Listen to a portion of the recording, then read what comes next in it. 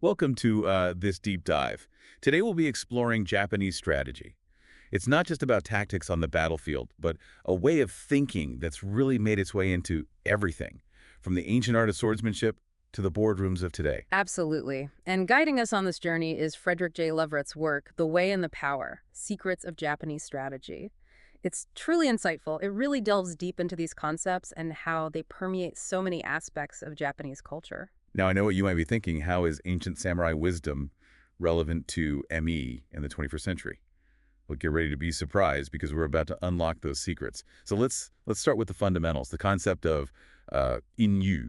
Inyu, similar to, the Chinese yin and yang, it's all about that balance of positive and negative forces that exist that are inherent in the universe. But rather than seeing them as opposing forces, Japanese strategy really emphasizes the idea that they're complementary. So conflict then arises from an imbalance, and the goal is to try to restore that equilibrium. Exactly. It's about understanding that these forces are connected and striving for that harmonious state. And this idea even shows up in their language. You see, unlike English, which focuses on one thing acting upon another, the Japanese sentence structure actually underscores unity between the subject and object. Wow, that's fascinating. So it's less about conquering and more about like flowing with the current, right? Finding that sweet spot where things work together. Absolutely. And this emphasis on harmony, it kind of goes hand in hand with another key concept, michi, which translates to the way. It's this idea of a spiritual journey, self-development through a specific art form. Like, for example, Kendyu is known as the way of the sword, while Kenjutsu, that refers to just the skill of swordsmanship itself. So it's not just about mastering the techniques. It's about that ongoing self-cultivation through practice. Mm. Kind of like that old proverb, hear and forget, see and remember, do and understand. Indeed. Japanese strategy places immense value on actually experiencing and learning. It's not just a mental exercise. It's about actually integrating these principles into your being. Okay, so we've laid the groundwork, the foundation. Let's dive into the warrior's mindset. Now, Lovret describes the warrior as much more than just a fighter. He sees them as an instrument of society, a pragmatist, really, someone willing to endure hardships to achieve victory. Right. They see conflict as just part of life. But it's not all about brute force. There's this concept of mushin, the state of no mind. It's about achieving a state of being totally present and responding instinctively instead of overthinking everything. That's interesting. It's almost like that flow state that athletes talk about, being completely in the zone. Exactly. To reach that level, though, you need to work on your ki, your life force. And you cultivate that through things like kata, which are those prearranged movements that help refine your coordination and focus, like, a dancer practicing their routine over and over again. So it's about training your mind and body to work together perfectly to achieve that effortless action. Now, speaking of harmony, let's move on to maai, which is all about combat engagement distance. I find it fascinating that something as simple as the space between you and your opponent can be used as a weapon. Oh, absolutely. You have things like nobashi, where you subtly stretch your opponent's attack, almost force them to overextend themselves. And then there's shiku, where you close that gap really quickly when they try to retreat. You disrupt their rhythm, their balance. It's like a chess game almost, isn't it? Carefully maneuvering to try to gain that edge. But this mastery of space, it goes beyond physical combat. For sure, it's Mm. applicable to negotiations, business strategy, even your everyday social interactions. It's all about having that awareness of the space that you're occupying and using it to your advantage. It's like finding those subtle advantages wherever they might be hiding. I was particularly intrigued by this idea of katsuri, changing speeds to really throw off your opponent. That unexpected shift must be really disarming. Oh, it is. It plays on our natural tendency to settle into a comfortable rhythm. And then you have hitotsu no tachi, the single-minded strike where you put all your energy into one decisive action. No hesitation, no distractions, just pure focus.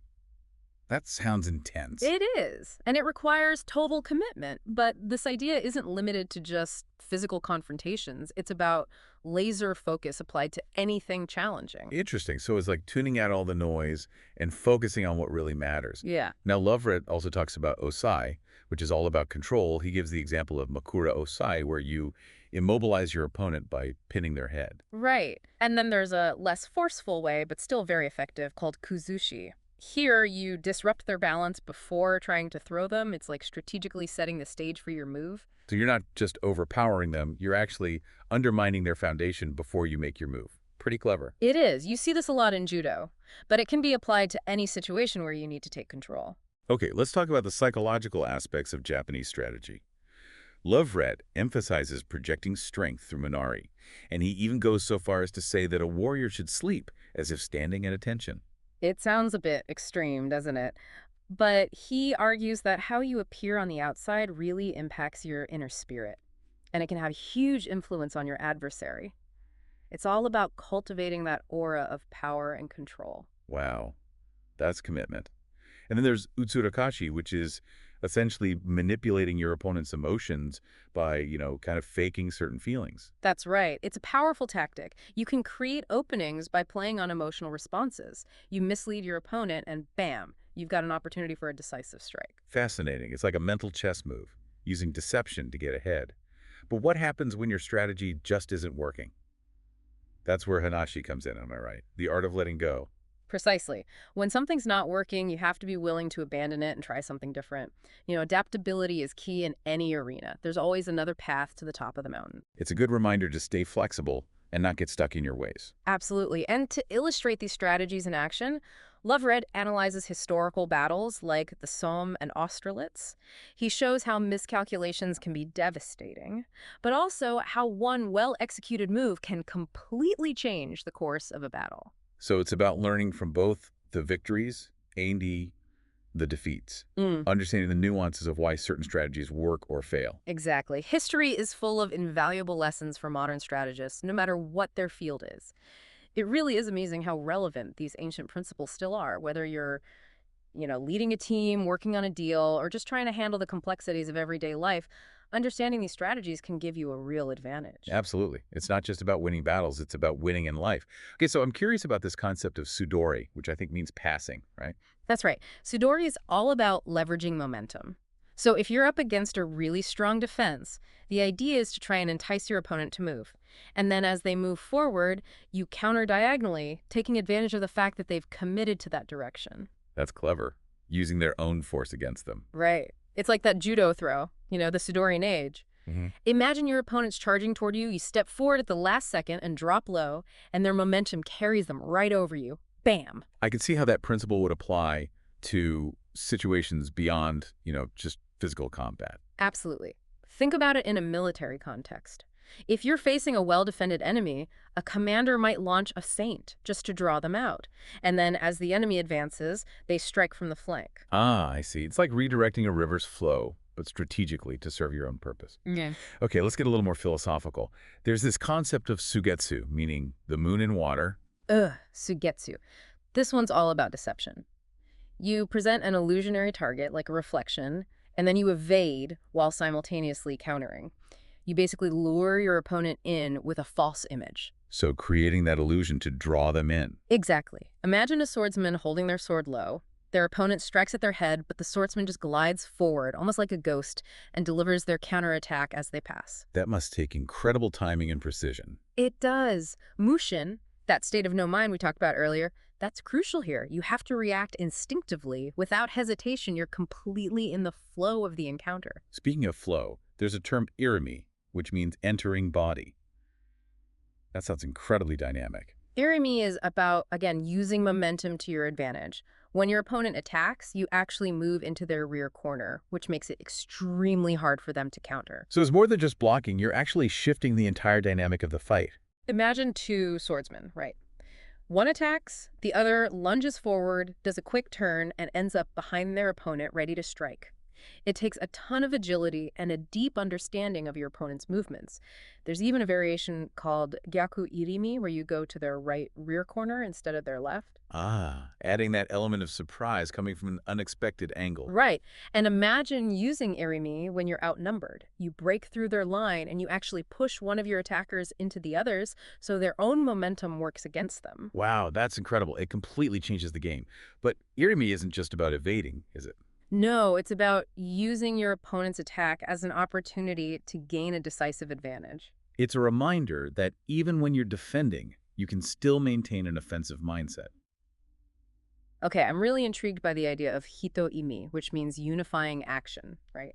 Hito-imi is really interesting because it's about blending with your opponent's energy instead of opposing it directly. It's a lot more nuanced than just meeting force with force. So instead of clashing, you're actually trying to move in unison with them. Think of it as harmonizing with their movements to find an opening. Okay, that's pretty amazing. There's this great exercise that illustrates it perfectly. You have two people standing opposite each other. One extends their arm, and the other person has to move their arm in a circle without using any force. That sounds like a real test of sensitivity and responsiveness. It is. The key is to move as one, sensing each other's intentions, almost like a dance. Hito-imi applies to a lot more than physical confrontations, though. It can be used in negotiations, understanding interpersonal dynamics, all sorts of things. It's a reminder that sometimes the best approach isn't about brute force. Sometimes it's about finding common ground. All right, let's shift gears a bit and talk about hapaberaki, which basically means open in 8 directions. Hapabiraki is about cultivating this state of constant readiness. You're open to any possibility, ready to respond instantly to any attack. You have no blind spots. Like having eyes in the back of your head. Exactly. Imagine a swordsman standing naturally, sword held loosely. They seem unguarded, but they're actually totally aware of everything around them and ready to react in a split second. It's like a display of ultimate confidence and control. It is. It requires a deep understanding of zanshin, which is sustained awareness. It's about maintaining vigilance even after the encounter is over.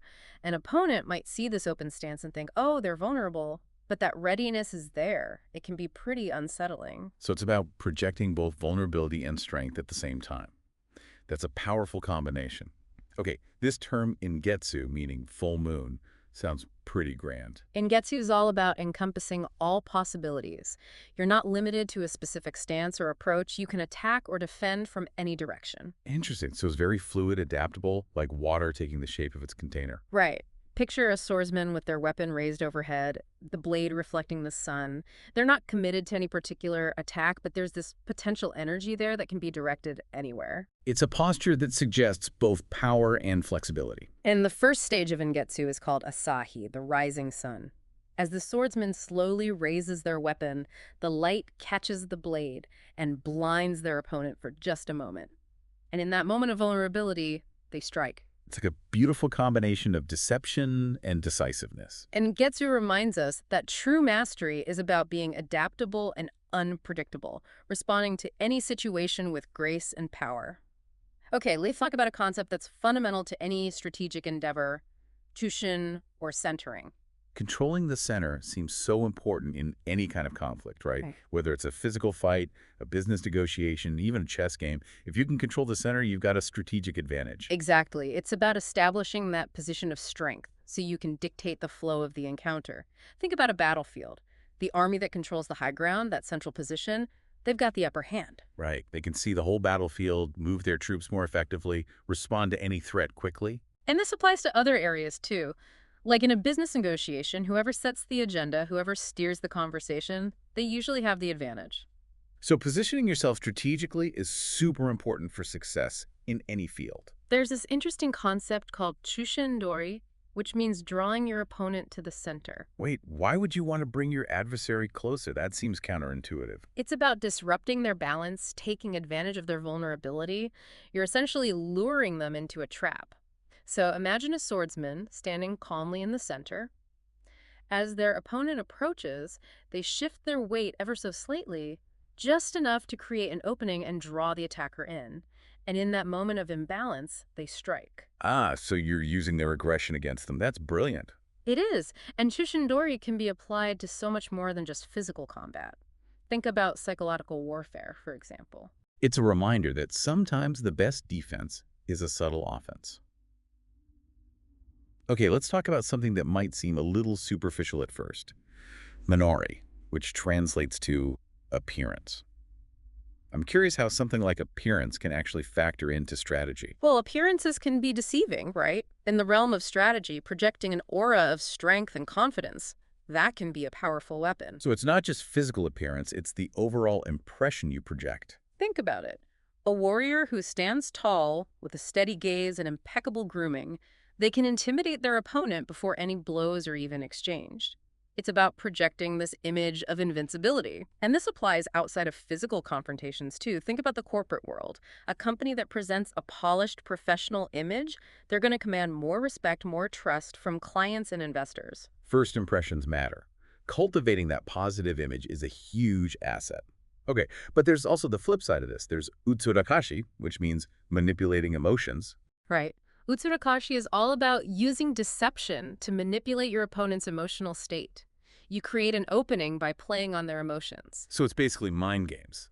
In a way, yes. Imagine a swordsman pretending to be afraid. They're trembling, they look terrified. Their opponent sees this weakness and charges in for the kill.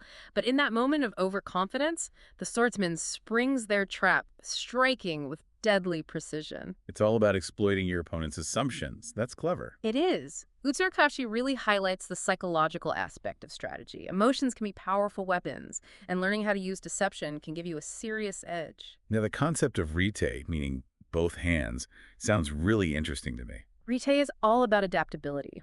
It's the ability to fight equally well with either hand, or more broadly, to be able to switch between different fighting styles seamlessly. It's about being versatile, not limiting yourself to just one approach. Like a chess player who can attack and defend equally well. Exactly. So imagine a swordsman who can fight equally well with their right or left hand. They can switch between offense and defense effortlessly, always keeping their opponent off balance. And I can see how this would apply to other situations as well. Absolutely. In the business world, for example, a company that can adapt to changing market conditions, that can embrace new technologies, they're going to be much more successful. So flexibility and adaptability, those are crucial for navigating a world that's constantly changing. Right. And speaking of navigating change, let's talk about a concept that has deep implications for personal growth. It's kuchiku, which translates to cultivating bamboo. That sounds like a metaphor for self-cultivation.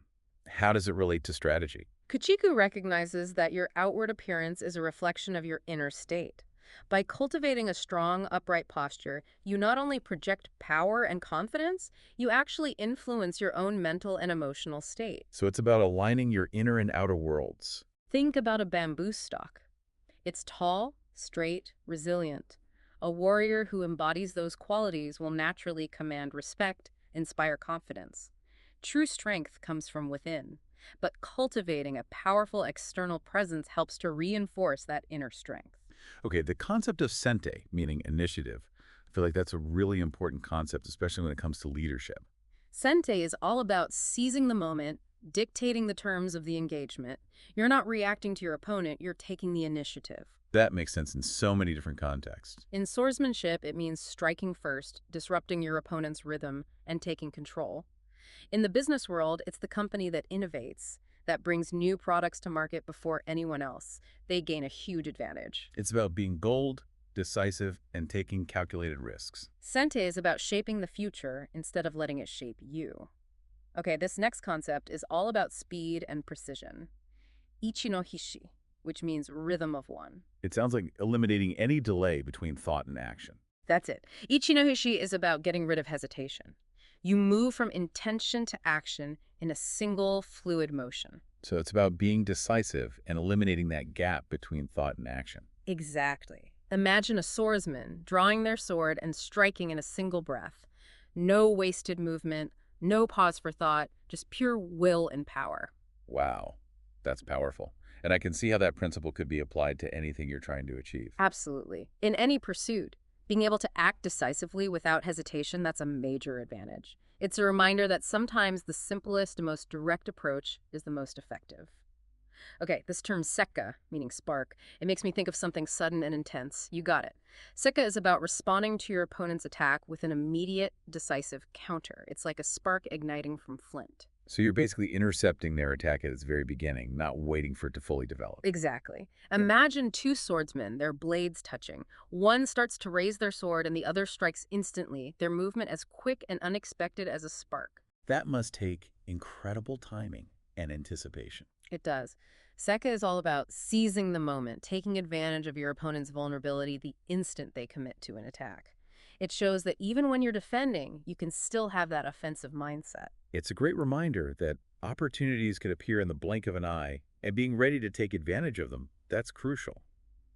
This term sakakawari, meaning mountain sea change, that sounds like a pretty dramatic shift in approach. Sankai Kawari is about recognizing when your strategy isn't working anymore and being willing to make a big change, to switch from one approach to another very quickly. So you have to be flexible, adaptable, not get stuck in a strategy that's failing. Think about it on a battlefield. An army might launch a full-on attack, but if the enemy holds strong, they might suddenly change tactics. Maybe they'll pretend to retreat to draw the enemy out. That's clever. You're using their assumptions against them, disrupting their plans. Sankai Kawari embodies this principle of fluidity. Be like water, adapting to the shape of the container. There are many paths to victory, and being willing to change course, that's essential. Okay, so this next concept sounds like it's kind of related to that one. Richo, meaning flow or bounce. Right. Rucho, it's similar to Sankai Kawari in that it emphasizes adaptability and being willing to change tactics. But while Sankai Kawari is about one big shift, Rucho's is about making a series of smaller adjustments, constantly adapting to the flow of the situation. So it's like a stream flowing down a rocky path, constantly adjusting its course to find the path of least resistance. Exactly. Imagine a swordsman. They're up against an opponent with a really strong defense. Instead of trying to force their way through, they use feints, deceptive maneuvers, constantly probing for weaknesses and adjusting their attack as they go. That must take a ton of sensitivity and responsiveness. It does. Richo is all about finding a way to flow with the energy of the encounter, not resist it. You have to be adaptable, patient, persistent. Okay, this term, mijiri, which means stirring up, that sounds like a way to keep your opponent off balance. Exactly. Majiri is about disrupting their rhythm, creating confusion, by making a series of small, unpredictable changes to your approach. You're keeping them guessing, never letting them settle into a pattern. Right. Imagine a swordsman. They're constantly varying their attack. High strikes, low strikes, fast movements, slow movements, subtle changes in timing. Their opponent is just trying to keep up, never knowing what's coming next. That would be so frustrating to deal with, like trying to hit a moving target that's constantly changing direction. Majiri embodies the principle of chaos. You disrupt your opponent's expectations and create uncertainty. Being unpredictable, that's a powerful weapon. Now, this next one might seem counterintuitive. Hanashi, which means letting go. It sounds like the idea of detaching from outcomes, being present in the moment. How does that apply to strategy? Hanashi is about recognizing when something isn't working and having the wisdom to abandon it, even if it's something that's worked for you in the past. So it's about letting go of attachment to a specific method or outcome and being open to new possibilities. Think about a swordsman.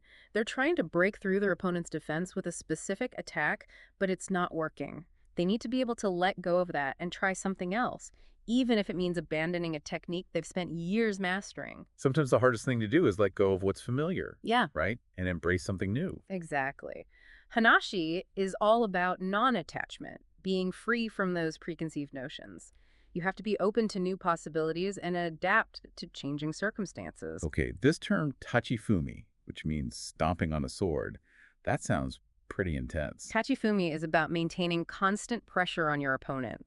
You're countering their every move before it even fully develops. So you're not giving them any breathing room. You're always keeping them on the defensive. Exactly. Picture a swordsman. They intercept their opponent's attack before it even starts, deflect their blade, and launch an immediate counterattack. They're relentless, always a step ahead, never giving their opponent a chance to gain momentum. It sounds like you'd have to be incredibly fast and anticipate their moves almost like you can read their mind. Tachifumi embodies the principle of dominance.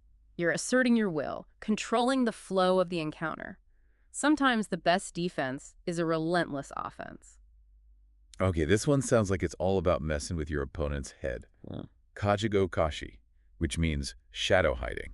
Kajigo Kashi is about playing with their perceptions. You want to create uncertainty, doubt, make them hesitate, and then you exploit that vulnerability. You're basically making them question their own judgment. Think of a swordsman. They appear vulnerable, almost like they're inviting an attack, and then, as their opponent strikes, they vanish, just like a shadow melting into darkness. The attacker is left confused, not sure where their opponent went or what they're going to do next. That would be incredibly disorienting. It's like fighting a ghost. Kagegokashi is all about deception. You use illusion and misdirection to your advantage. Appearances can be deceiving, and exploiting your opponent's psychological weaknesses can be just as effective as any physical attack. All right, let's talk about metsuke, which means gaze. It's a concept that's important in any martial art. I'm guessing it's more than just looking at your opponent. You got it. Metsuke is about cultivating a focused, unwavering gaze that lets you see your opponent's movements and intentions, see beyond the surface level. Like a poker player who can read their opponent's tells. Exactly. So imagine a swordsman. They have this gaze that's both penetrating and expansive. They can see every little shift in their opponent's posture, every muscle twitch. They can anticipate their next move before it even happens. So it's about being hyper-aware of your surroundings and your opponent. Metsuke is all about awareness, being fully present in the moment and attuned to all those subtle cues that reveal your opponent's intentions. Observation is a powerful tool, and true mastery is about seeing what other people miss. All right, nichubon, which means broken rhythm. That sounds like a way to disrupt your opponent's flow. That's right.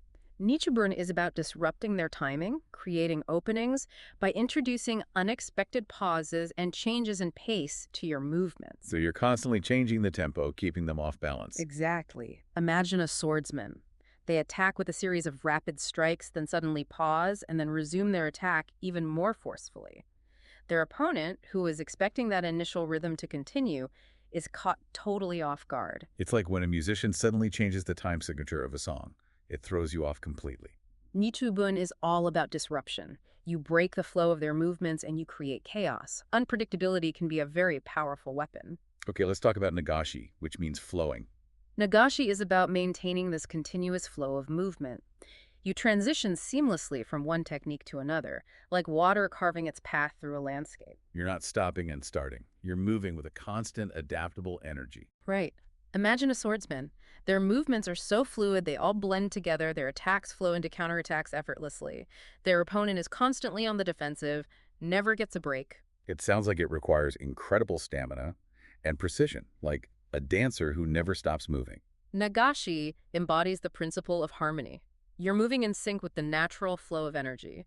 True mastery is about effortless action. Okay, this term, renzoku, meaning continuous, it sounds like a non-stop barrage of attacks. Renzoku is about launching a series of attacks, one after the other, overwhelming your opponent before they have a chance to recover. So you're keeping them on the defensive the whole time, never letting them catch their breath. Think about a swordsman unleashing a flurry of strikes, each one aimed at a different vital point. Their opponent is reeling, trying to block or evade, but they just can't keep up. It's like a boxer who traps their opponent against the ropes and just unleashes a combination of punches. Renzoku is about building momentum. You create this wave of energy that crashes over your opponent, and they can't do anything to stop it. Speed and aggression can be incredibly powerful. Okay, kado, which means corner. That makes me think about exploiting weaknesses. You're on the right track. Kado is all about targeting your opponent's vulnerable points, finding their weaknesses, and exploiting them to gain an advantage. You don't waste energy on attacks that aren't going to work. Imagine a swordsman. They analyze their opponent's stance, they look for any openings, any imbalances, and then they focus their attacks on those weak points, striking with precision and power. So you need a good eye for detail and an understanding of your opponent's vulnerabilities. Kado embodies the principle of efficiency. You focus your energy where it's going to have the biggest impact. Strategy is about choosing your battles and exploiting your opponent's weaknesses. Okay, let's talk about ose, which means controlling. That sounds pretty dominant. It sounds like it's more than just winning. It's about establishing complete control over your opponent. Exactly. Osai is about limiting their movements, their options. You're dictating the terms of the engagement. You're not just trying to beat them, you're trying to dominate them. That's a powerful concept. Imagine a swordsman. They disarm their opponent and hold them at bay, controlling their every move. They have total power. They can decide how the encounter ends. It shows how important it is to have both physical and psychological control. Osei is about mastery, being in command of yourself and your opponent. True power isn't just about strength, it's about control. All right, this one sounds like it's about using your opponent's strength against them. It's called kuzushi, which means disrupting balance. It's like that saying, the bigger they are, the harder they fall. Kuzushi is all about disrupting your opponent's equilibrium, both physically and mentally, so it's harder for them to resist your attacks. You're throwing them off balance, both literally and figuratively. Think about a swordsman. They use feints and deceptive movements to make their opponent shift their weight, and the moment they lose their balance, even for a split second, the swordsman strikes. It takes advantage of the fact that we're most vulnerable when we're off balance, whether it's physically or emotionally. Kuzushi embodies the principle of disruption. You're creating chaos and uncertainty in your opponent's mind. Sometimes the best way to attack is to first shake their foundation. Okay, this term shitotsu, which means officer and his men, that makes me think of leadership. It does, doesn't it? It's about projecting an air of authority, so much so that your opponent almost feels compelled to obey you, like they're your own troops. Exactly. It's about establishing that psychological dominance, making them feel like they're already under your command. Imagine a military officer, they walk into a chaotic situation and immediately take charge. They don't have to yell or threaten. Their presence alone commands obedience. It's that it factor, that aura of authority that just demands respect. Shutsotsu embodies the principle of leadership, inspiring confidence and obedience through your actions and your presence. True power isn't just about physical strength. It's about the ability to command and control. Okay, this next term sounds pretty ruthless. Hishigi, meaning crushing. It does, doesn't it? It makes me think of overwhelming force, total domination. Hishiki is about using overwhelming force to completely crush your opponent.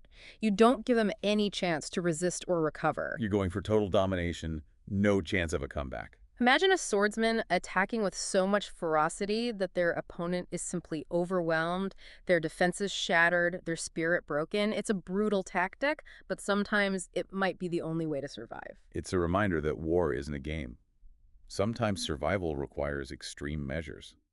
Hishigi embodies the principle of ruthlessness, using whatever it takes to win. But it's a tactic that you have to be very careful with because it can easily lead to excessive violence and brutality. Okay, sutemi, meaning sacrificing. That sounds like it's about selflessness, putting the greater good above your own personal gain. It's about putting the mission above your own survival, right? Like a soldier jumping on a grenade to save their comrades. Exactly.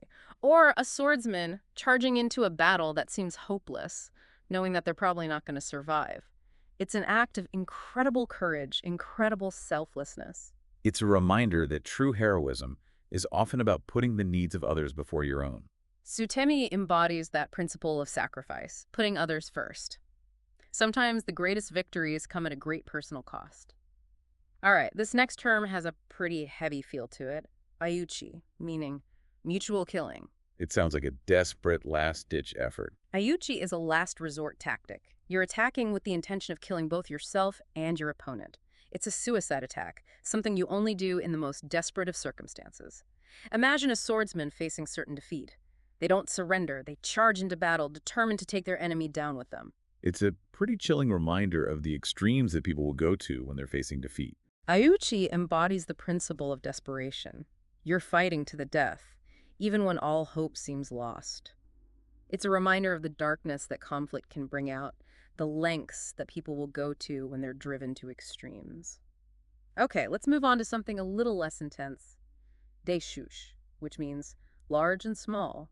That sounds like it has something to do with balance.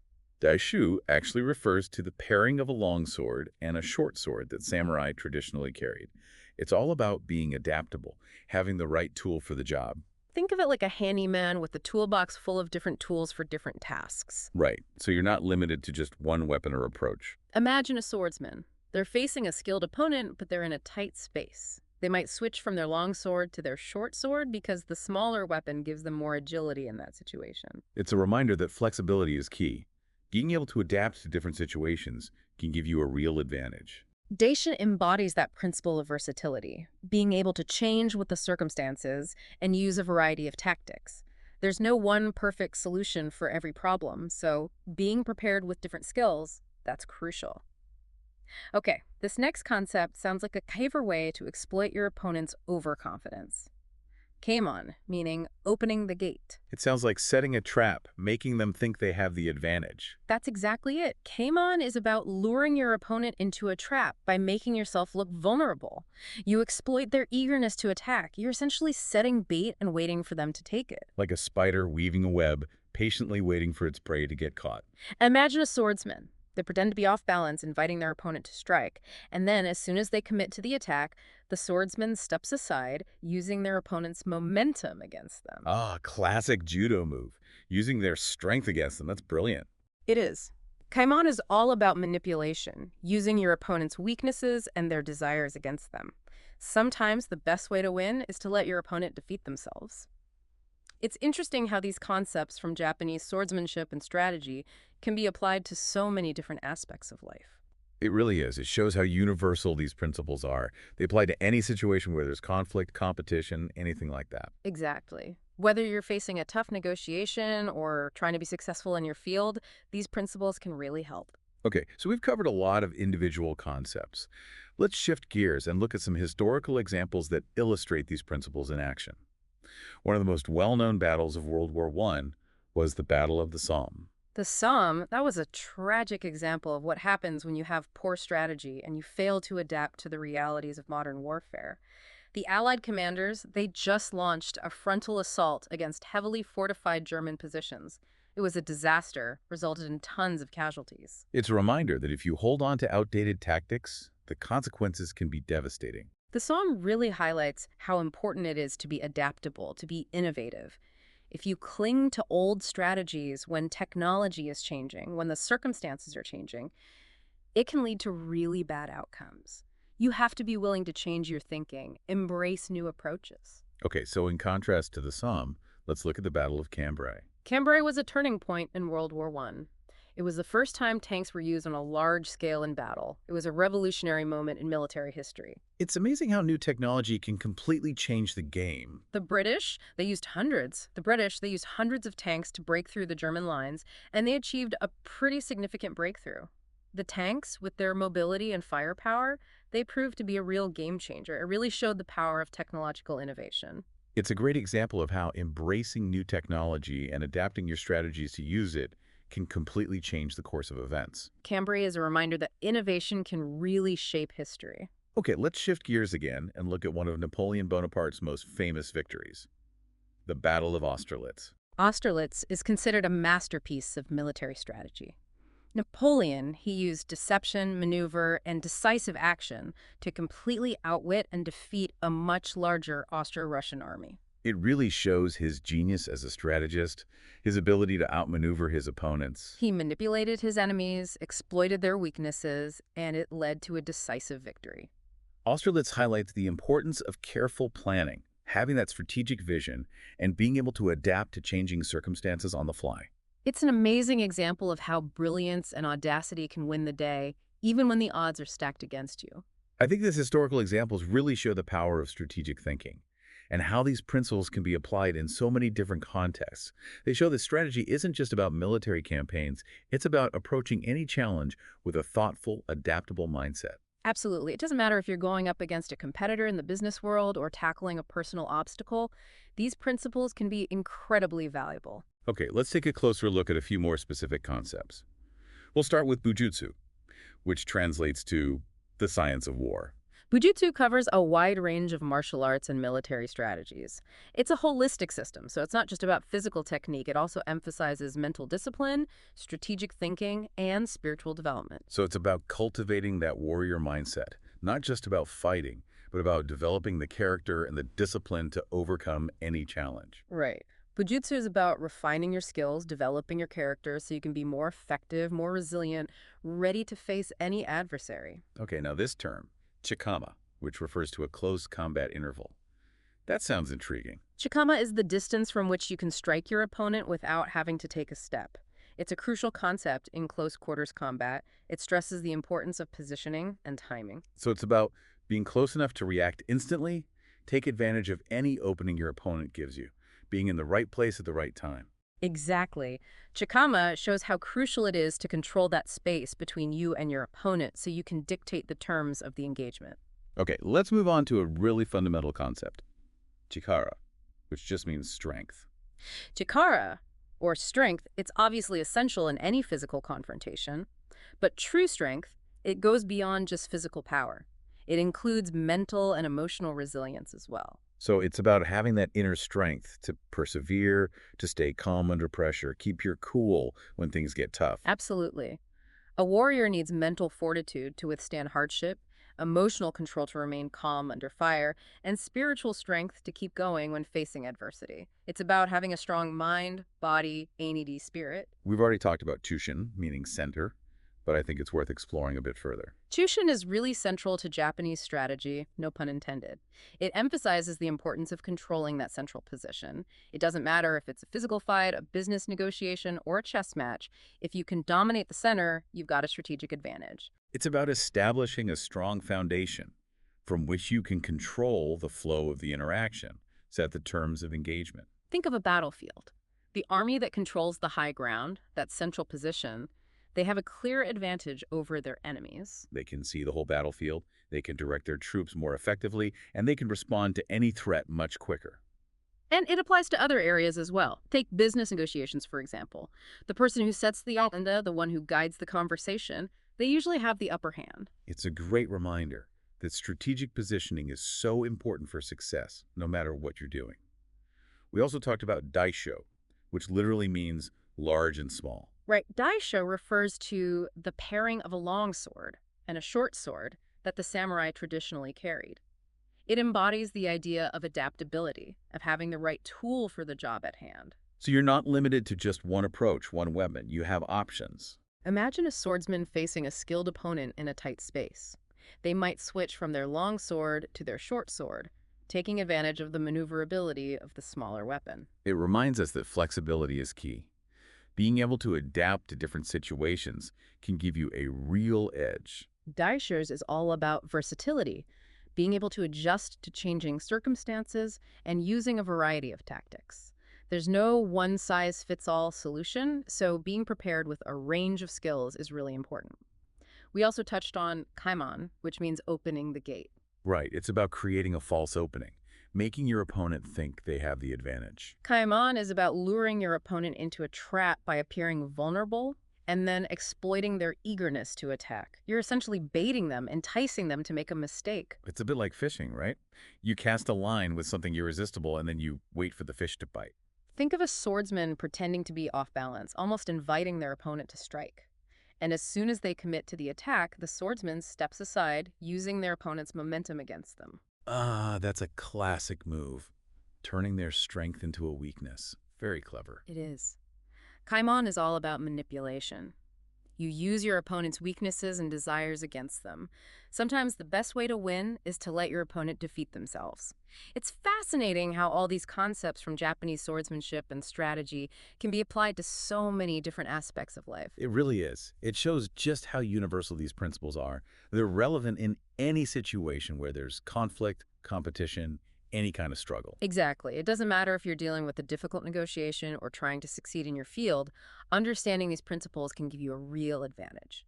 Well, this deep dive has been quite a journey into the world of Japanese strategy. I feel like I've learned some valuable tools that I can apply to my own life. Remember, mastery is a lifelong pursuit. Keep exploring, keep practicing, and you'll continue to unlock the power of these timeless principles. To wrap up our exploration of the way and the power, let's revisit 10 key takeaways. Think of these as a framework for understanding and applying Japanese strategy. First, there's Inyu, the balance between positive and negative forces. Conflict arises when things are out of balance, so the goal is to restore harmony. Second, michi, which means the way, focuses on spiritual development through a specific art form. It's about the journey itself as much as it is about the destination. Third, we have mushin, the state of no mind, which allows for total presence and instinctive action. Fourth, remember to cultivate your ki, or life force, through practices like kata, which refine your coordination and power. Fifth, never forget that maai, the space between you and your opponent, is itself a weapon. Master the art of distance. Sixth, katsuri and hitotsu no tachi remind us to disrupt our opponent's rhythm by changing speeds, or focusing all our energy into a single decisive strike. Seventh, there's ose, which is all about control. Pin your opponent, disrupt their balance, whatever it takes to gain the upper hand. Eighth, Minari and Utsurakashi emphasize the importance of projecting strength through your appearance, and even using deception to create openings by manipulating your opponent's emotions. Ninth, we have hanashi, the art of letting go. If a strategy isn't working, abandon it. Flexibility is crucial for success. Don't be afraid to try something new. And finally, the 10th takeaway. Learn from history. Both victories and defeats offer valuable lessons about the nature of strategy. We hope these 10 points provide a solid foundation for you to understand and utilize Japanese strategy in your own lives. The journey to mastery is ongoing. Keep exploring, keep practicing, and you'll continue to discover the true potential within. Thank you for joining us on this deep dive into Japanese strategy. We hope you found it as insightful as we did. Until next time, may you find balance, harmony, and strategic mastery in all your endeavors.